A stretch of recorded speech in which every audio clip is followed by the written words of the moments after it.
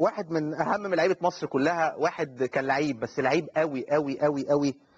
يمكن كان في كلام كتير عليه الفتره اللي فاتت، سواء من الزميله دين عبد الرحمن المميزه جدا اللي بقول لها مبروك على هذا التالق في برنامج صباح دريم، وايضا مع الكبير احمد المسلماني والاستاذ وائل انديل مدير تحرير الشروق، وكلام كتير على البطل الكبير جمعه الشوان الشهير بجمعه الشوان، المسلسل الرائع للفنان الكبير عادل امام. معانا الاستاذ جمعه الشوان. استاذ جمعه، ازي حضرتك؟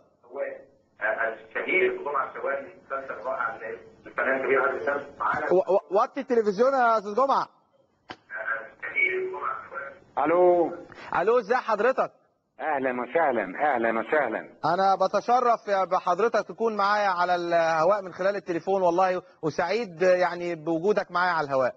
وانا والله اسعد بكلامك والجميل اللي انت قلته من شويه بالنسبه للاعبي الزمالك. استاذ جمعه، يعني هاخدك في الرياضه شويه. حضرتك بطل كبير، يعني بطل مصري ليه قيمه كبيره جدا. في يعني ضحكت على الموساد وضحكت على جهاز كشف الكذب ويعني انت الرياضه بالنسبه لك ايه؟ الرياضه لان انا اصلا رياضي. يعني من صغري كنت بلعب في السويس. تمام. وبعدين انضميت كمشجع زملكاوي لما كنت ساكن جنب نادي الزمالك، ولغايه دلوقتي طبعا. حضرتك بتعشق كرة القدم وبتنتمي لنادي الزمالك كنادي يعني؟ طبعا طبعا. ده بعد التهجير، يعني حضرتك اساسا من السويس، يعني احكي لنا قصه سياده البطل جمعه الشوان، اتفضل. لا مش بعد التهجير، يعني احنا اصلا اغلب السويسه الزملكاويه. تمام. وطبعا يعني انا ما عنديش حد في عيلتي مش زملكاوي. زائد البلد نفسها الاغلبيه العظمى زملكاويه، يعني حبنا جمل نادي الزمالك ولاعيب نادي الزمالك القدماء والحاليين. مين كانت تربطك صداقات بيه من اللعيبه القدامى؟ والله يعني عايز اقول ناس كتير، ويعني مثلا كابتن حسن شحاته. فعلا دي حقيقه يعني. حضرتك بقالك قد ايه زملكاوي؟ لا ده بقالي 70 سنه بقى. طب خلال فتره الجاسوسيه دي، يعني اعتقد ما كنتش مركز في الرياضه، ولا كنت بتتفرج ساعات على ماتشات الزمالك او تسال عنه؟ يعني ده انا لو يعني ببقى في الخارج وفي حاجه يعني للزمالك كنت بشوفها اذا كانت مذاعه. يا للدرجه دي؟ والله لا حقيقي يعني. طب حقيقي يعني. هل تم تكريمك من قبل نادي الزمالك؟ والله نادي الزمالك طبعا، يعني انا ابن من ابنائه ومن محبيه والعاشقين له. يعني انا فاكر ان انا عملت في نادي الزمالك ندوتين وطنيتين كانوا الحقيقه مهمين جدا. تمام. كانوا مهمين جدا، يمكن الجرائد عقبت عليها فتره كبيره.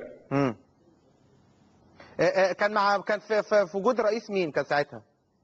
كان الرئيس كان الكابتن والاستاذ الدكتور كمال درويش. كمال درويش. اعتقد بعد المكالمه دي لابد ان يكون هناك، انت عارف ان مئويه نادي الزمالك مرور 100 عام على انشاء نادي الزمالك، اعتقد لابد من تكريم قيمه كبيره زي الاستاذ جمعه الشوان. بصراحه يعني قيمه بطل مصري يعني كبير ينتمي لهذا القلعه البيضاء حبا.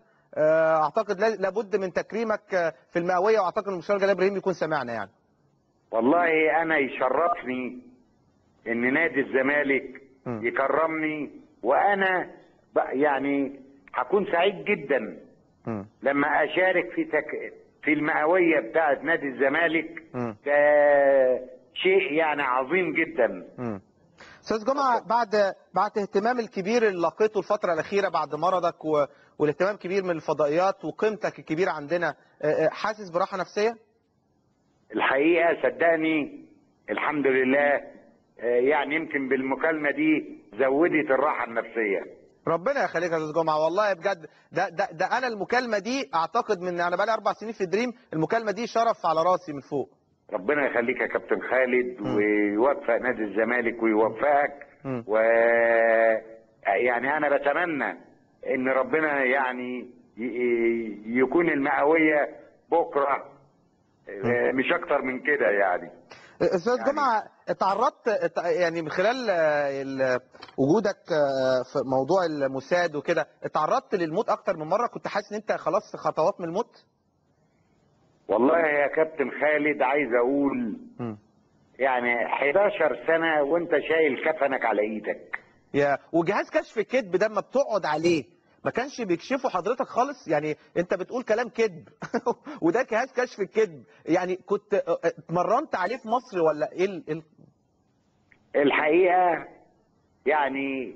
يعني من هنا برضو ومن قناه دريم انا بشكر رجال المخابرات العامه المصريه. تمام. اللي حقيقه دربوني ولقنوني وقعدوني على هذا الجهاز، لان هم عارفين ان لما اروح تل ابيب هيقعدوني على جهاز كشف الكذب، وبتدريب رجال المخابرات العامه ليا وحمايتهم ليا. حقيقه لما قعدت على جهاز كشف الكذب في اسرائيل او في الموساد الاسرائيلي، يعني بفضل الله وبفضل رجال المخابرات العامه المصريه قدرت اضحك على جهاز كشف الكذب بناء على العلم والاتقان اللي علمتوني المخابرات العامه المصريه.